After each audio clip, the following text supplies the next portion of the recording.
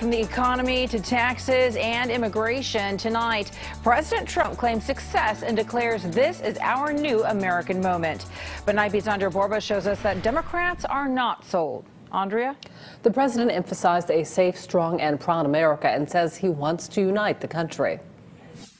To a fiercely divided Congress, President Trump delivered his first State of the Union address. The state of our union is strong. The first half of his speech focused on the economy, touting low unemployment levels and tax reform. It also praised last-minute riders attached to the bill. We repealed the core of the disastrous Obamacare. The individual mandate is now gone.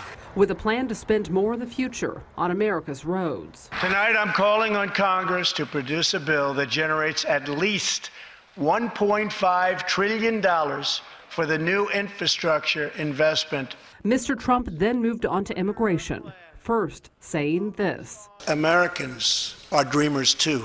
He offered to work with both parties to get a deal on immigration, the same topic that helped spur a 3-day government shutdown this month.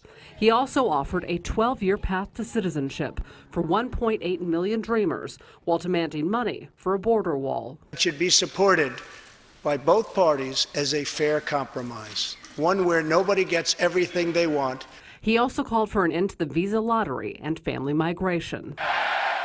In the House chamber, the applause and standing ovations were sharply divided between Republicans and Democrats.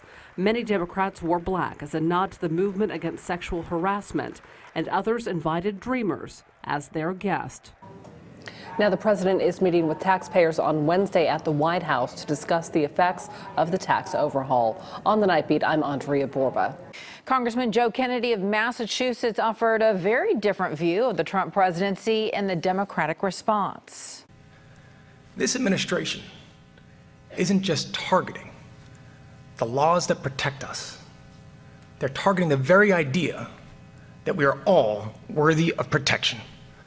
According to Twitter, this was the most tweeted State of the Union ever, with 4.5 million tweets.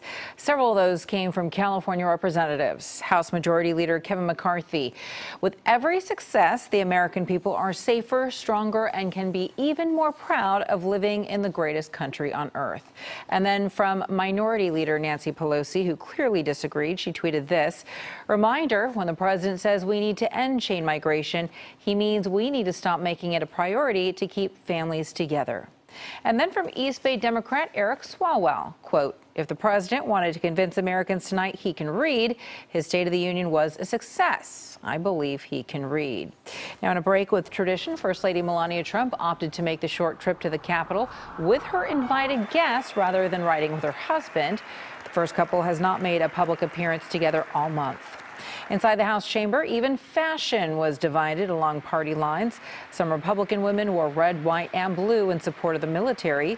Many Democrats wore black as a nod to the movement against sexual harassment.